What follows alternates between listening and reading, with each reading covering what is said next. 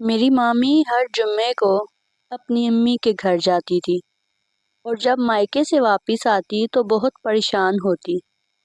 اس بار جب وہ مائکے جانے کو تیار ہوئی تو میری والدہ کے گلے لگ کر رونے لگی۔ وہ بولی کہ ہو سکے تو مجھے معاف کر دینا۔ ہم حیران تھے کہ وہ ایسے کیوں بول رہی ہیں۔ ان کو گئے ابھی تیسرا دن تھا جب دروازے پر دستک ہوئی۔ دروازہ کھلنے پر جو اطلاع آنے والی تھی وہ بہت قیامت خیز تھی۔ یہ ان دنوں کی بات ہے جب میں 12 سال کی تھی۔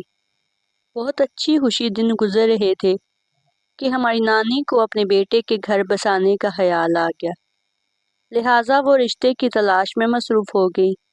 تھوڑی سی کوشش کے بعد ان کو ایک لڑکی پسند آ گئی جس کا نام مقدس تھا۔ وہ بہت پیاری تھی، بالکل اپنے نام جیسی، اور اس کا اخلاق بھی کافی اچھا تھا۔ گھر کو جنت بنا دینے والی لڑکی تھی۔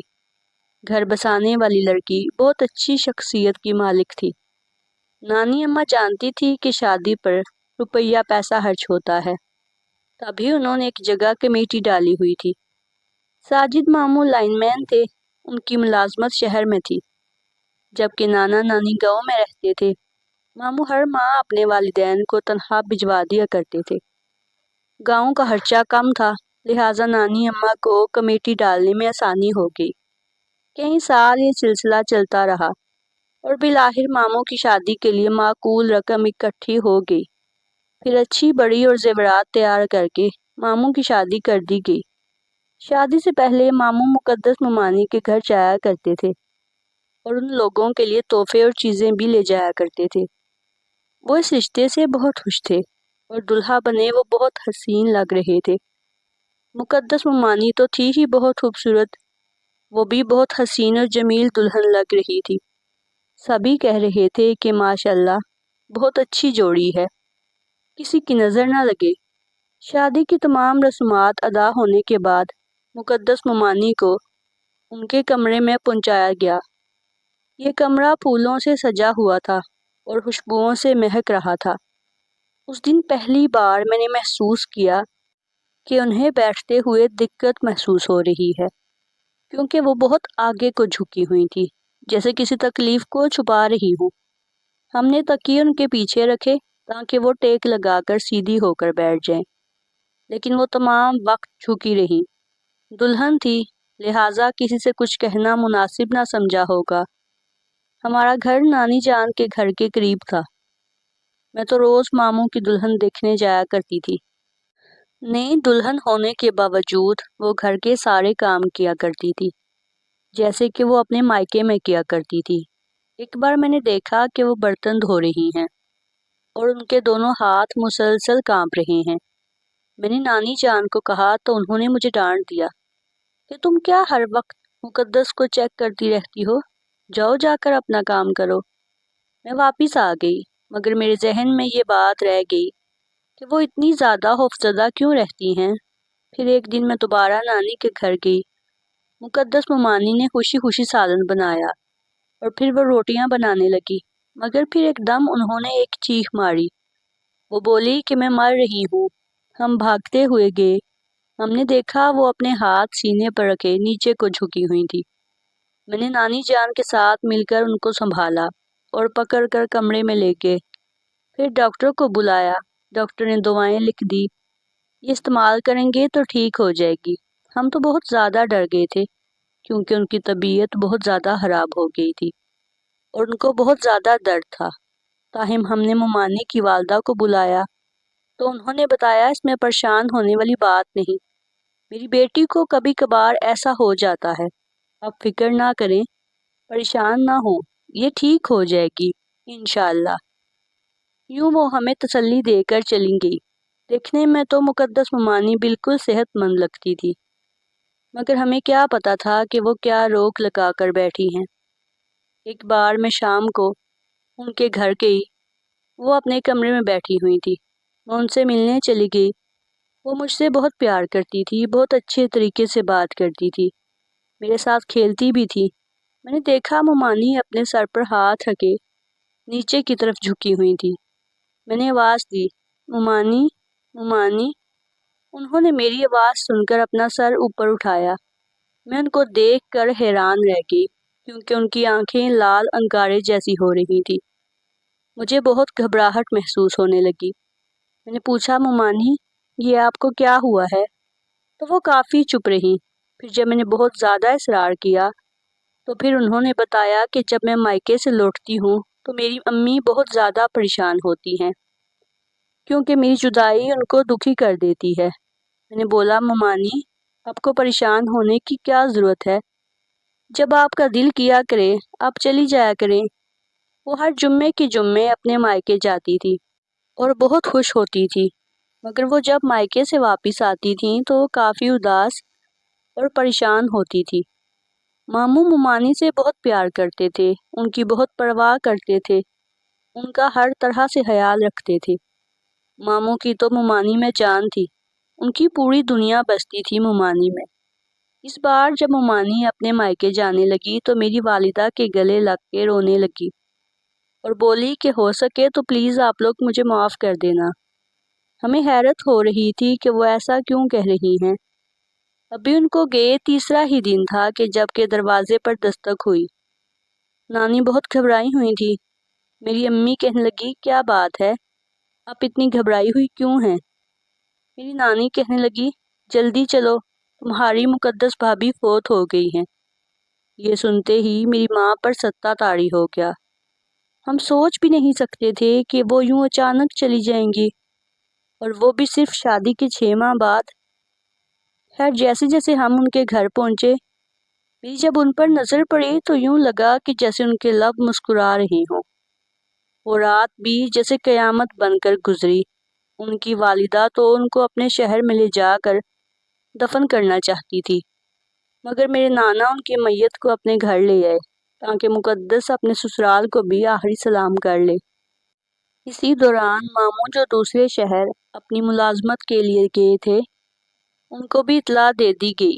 میرے ماموں جب گاؤں پہنچے تو میں نے دیکھا کہ انہوں نے بڑی سی چادر اوڑھ رکھی تھی۔ وہ بہت ہی غم زدہ دکھائی دے رہے تھے۔ میرے ماموں اندر سے ٹوٹ چکے تھے۔ ممانی کو ان کی آخری آرام گاہ ان کے والد اور ان کے بھائی کے قریب میں دفنا دیا گیا۔ یوں ایک باپ ہمیشہ کے لیے ختم ہو گیا۔ مگر سوچنے والی بات تھی کہ ان کو اچانک ایسا کیا ہوا جو ان کی موت کا سبب بنا۔ ہم دراصل کراچی میں رہتے تھے اور وہاں کافی خوشحال تھے۔ پھر میرے دادا جان کی طبیعت اچانک خراب ہو گئی تو میرے والد صاحب کو بھی اطلاع پہنچ گئی۔ انہوں نے سب سامان گاؤں بھجوا دیا اور بولے کہ آج سے ہم گاؤں میں رہیں گے۔ گاؤں میں یہ 4 سال بہت پریشانی سے گزرے۔ بے روزگاری کے ساتھ ساتھ مقدس ممانی کی موت کا حادثہ میری امی کے لیے کافی صدمے کا باعث تھا، کیونکہ وہ میرے ماموں سے کافی محبت کرتی تھی۔ میرے ماموں ان کے اکلوتے بھائی تھے اور میرے ماموں تو مقدس ممانی کی موت کے بعد بالکل خاموش ہو گئے تھے۔ نہ کسی سے بات کرتے تھے، نہ ٹھیک سے کھاتے پیتے، بس ہر ٹائم اکیلے رہتے، جیسے انہیں ستہ ہو گیا۔ وہ مقدس ممانی کو بہت چاہتے تھے۔ بھری بہار میں جس کا چمن لٹ گیا ہو اس کی کیا حالت ہوگی۔ مقدس ممانی کے انتقال کے بعد میرے ابو کی ملازمت بحال ہو گئی اور ہم پشاور آ گئے۔ میں یہاں آ کر بھی ایک لمحے کے لیے بھی ممانی کو نہ بھلا سکی۔ اس کھلتی ہوئی کلی نے ہمارے ساتھ ابھی دن ہی کتنے گزارے تھے۔ پھل پھول لگنے سے پہلے ہی وہ مرجھا گئی۔ وہ 5 وقت نماز پڑھتی تھی۔ کاش ہمیں ان کی بیماری کا پہلے پتہ ہوتا تو ہم ان کا علاج کرواتے۔ وہ اپنی جاہل ماں کے ہاتھوں موت کی وادی میں چلی گئی۔ بعد میں ہمیں ان لوگوں نے بتایا کہ تب علاج ممکن تھا، مگر مقدس کی امی نے ہم سے یہ بات چھپائی تھی تاکہ ہم رشتہ ختم نہ کر دیں۔ انہوں نے سوچا ہم غریب ہیں اور کینسر کا علاج مہنگا ہے، ہم اس کا علاج تو کروا نہیں سکتے۔ اس نے یقیناً زندگی کی بازی ہارنی ہے، تو پھر کیوں نہ اس کی شادی کر دیں۔ کم از کم اس کے دل میں جو دلہن بننے کا ارمان ہوگا وہ تو پورا ہو جائے گا۔ اسی لیے انہوں نے ہم کو کسی بات سے آگاہ نہیں کیا۔ وہ فائل بھی نہیں دکھائی جس میں مقدس کی رپورٹس تھی۔ اور اس کو بھی سختی سے منع کر دیا تھا کہ تم اپنی بیماری کے بارے میں ان لوگوں کو مت بتانا ورنہ یہ تم کو فوراً طلاق دے دیں گے۔ جس دن مقدس مائکے آئی اس روز اچانک سے اسے درد ہوا اور وہ تمام کام چھوڑ کر بستر پر لیٹ گئی اور پھر اس نے اپنی ماں کو آواز دی۔ ماں نے پوچھا کیوں چلا رہی ہو؟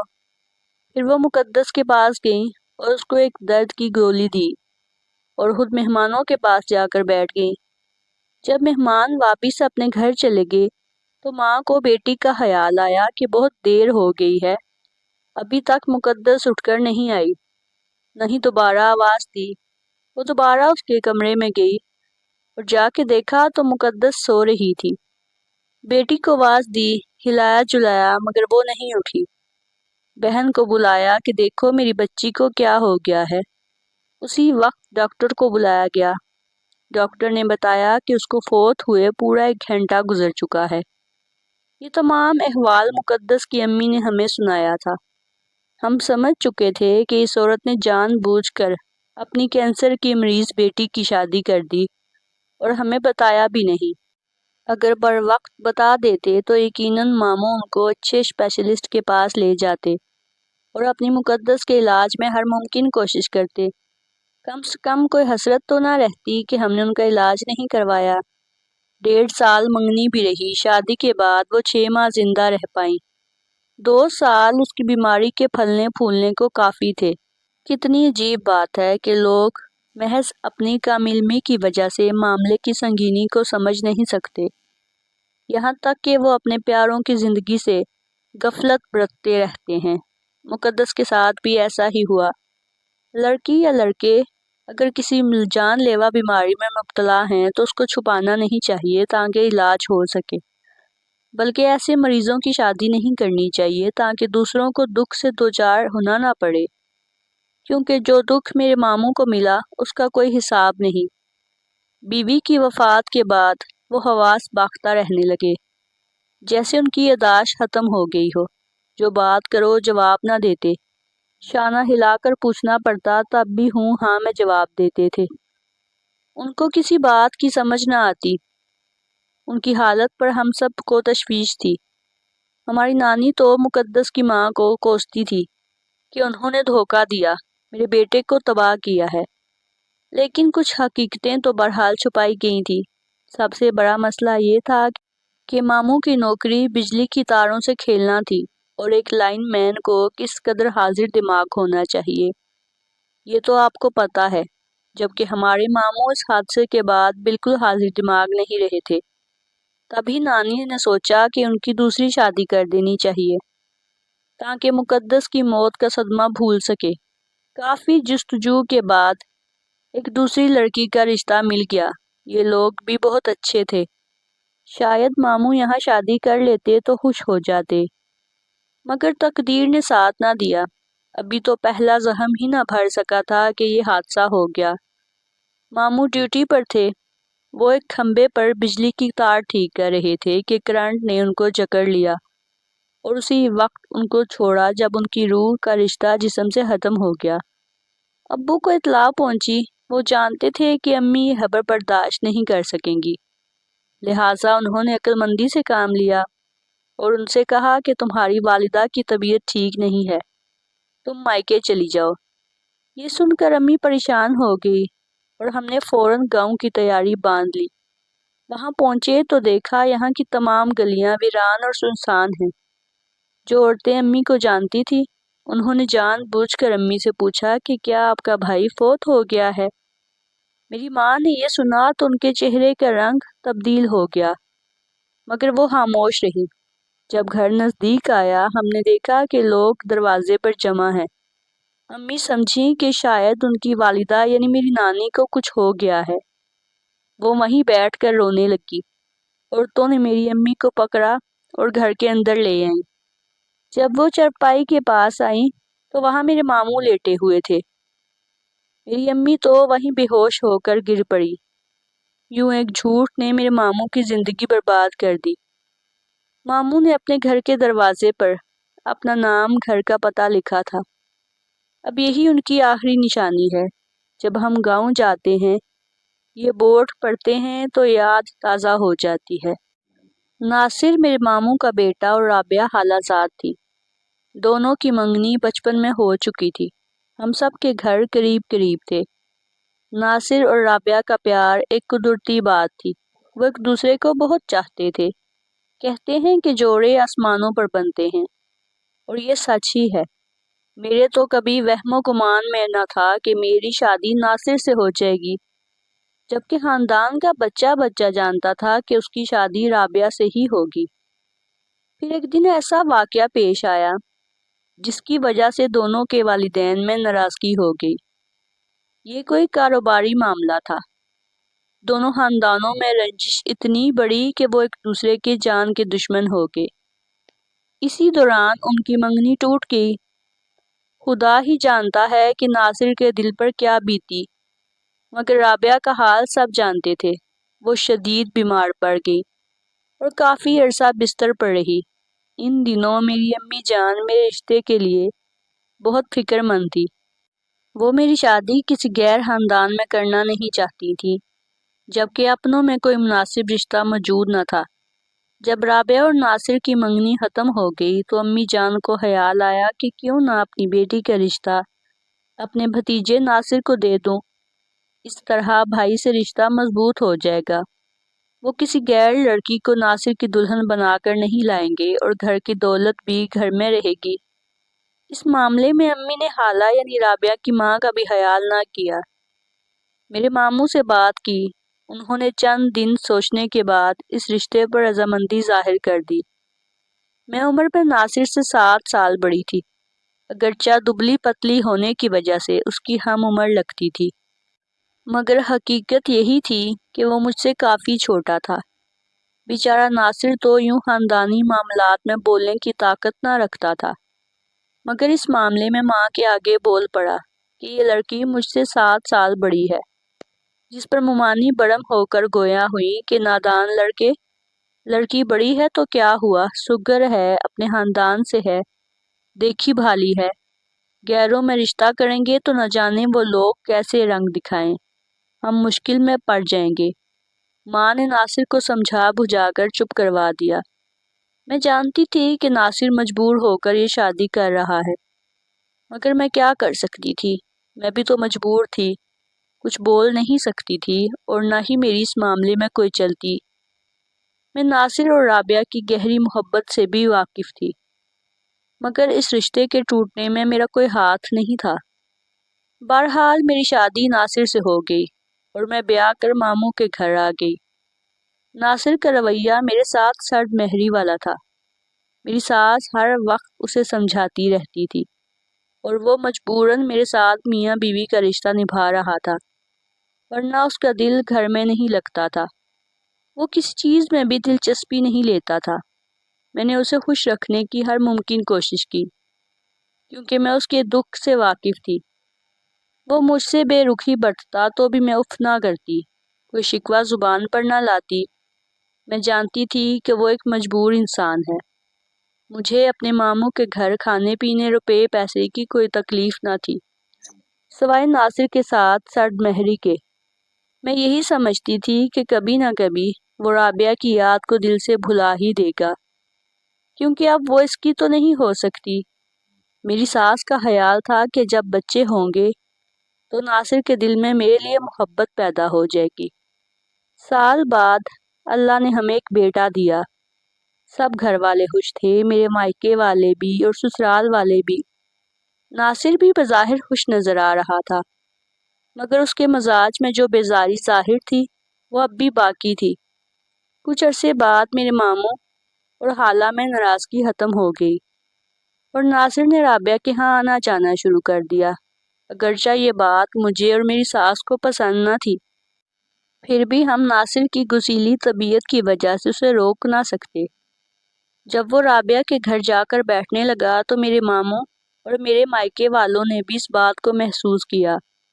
انہوں نے ناصر کو روکا تو وہ سب سے الجھ پڑا اور گھر چھوڑنے کی دھمکی دے دی۔ اس ڈر سے کہیں بات طول نہ پکڑ جائے سب چپ ہو گئے۔ رابعہ کے گھر والے بھی خوب جانتے تھے کہ ناصر صرف رابعہ کی خاطر آتا ہے۔ مگر انہوں نے اسے نہ روکا۔ الٹا رابعہ کی امی اس کی زیادہ آؤ بھگت کرنے لگی۔ میری امی جانتی تھی کہ وہ ایسا کیوں کر رہی ہیں، کہ امی نے میرا رشتہ ناصر کو دیا تھا۔ اب وہ انتقام لینے پر آ گئی تھی، اسے اپنے گھر میں بٹھائے رکھتی تھی، کیونکہ اس بات سے مجھے تکلیف ہوتی تھی۔ بھلا کون سی بیوی چاہے گی کہ اس کا شوہر اپنی سابقہ منگیتر اور محبوبہ کے گھر بیٹھا رہے؟ اب ناصر کا رویہ مجھ سے مزید خراب ہو چکا تھا۔ وہ مجھ سے کلام تک کرنا پسند نہیں کرتا تھا۔ میں اندر ہی اندر کھلتی جا رہی تھی۔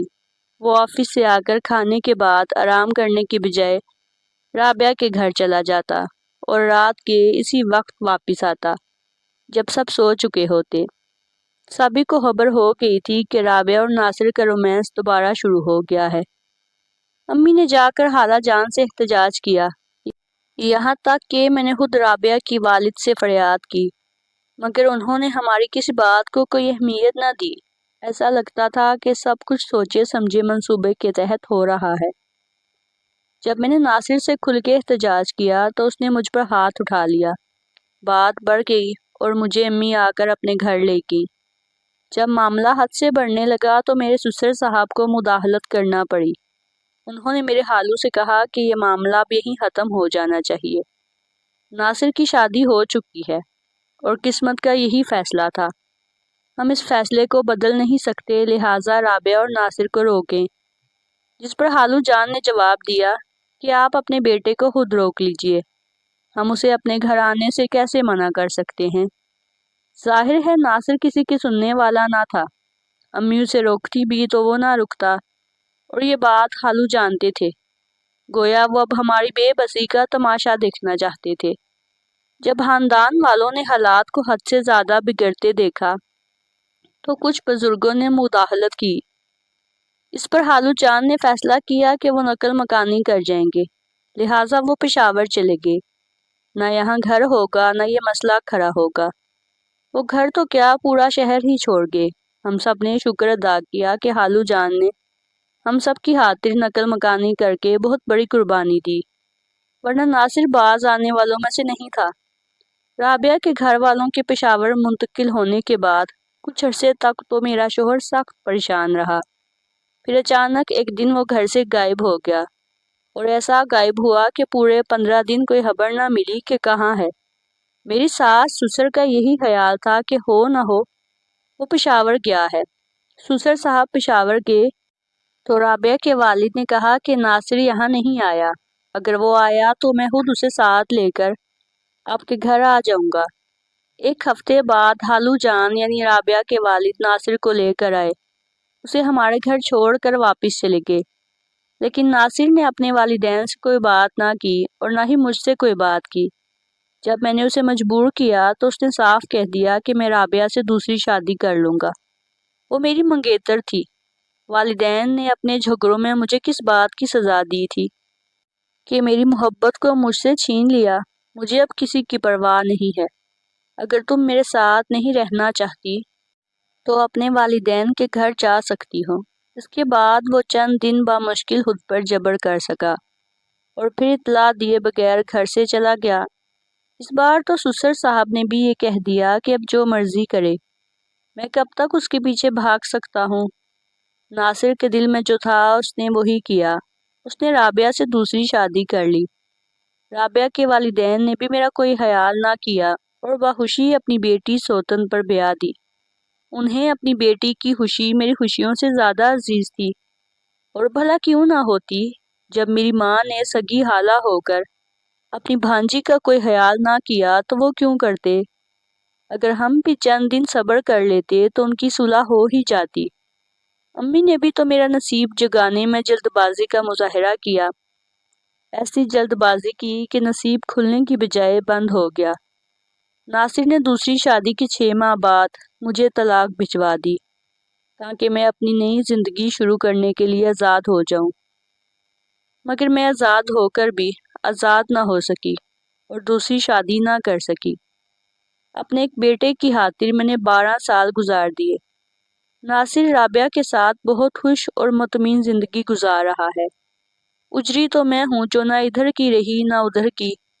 شاید اس کی وجہ رابعہ سے ناصر کی محبت کے علاوہ یہ بھی تھی کہ میں اپنے خاوند سے 7 سال بڑی تھی اور لوگوں کا کہنا تھا کہ یہ بے جوڑ شادی تھی اور بے جوڑ رشتے کبھی کامیاب نہیں ہوتے۔ ناظرین، یہ تھی آج کی کہانیاں۔ اگر آپ کو ہماری کہانیاں پسند آئی ہیں تو چینل کو سبسکرائب کر دیں اینڈ بیل کا جو آئیکن ہے اس کو پریس کر دیں تاکہ آپ کو ہماری ہر کہانی کا نوٹیفیکیشن مل سکے۔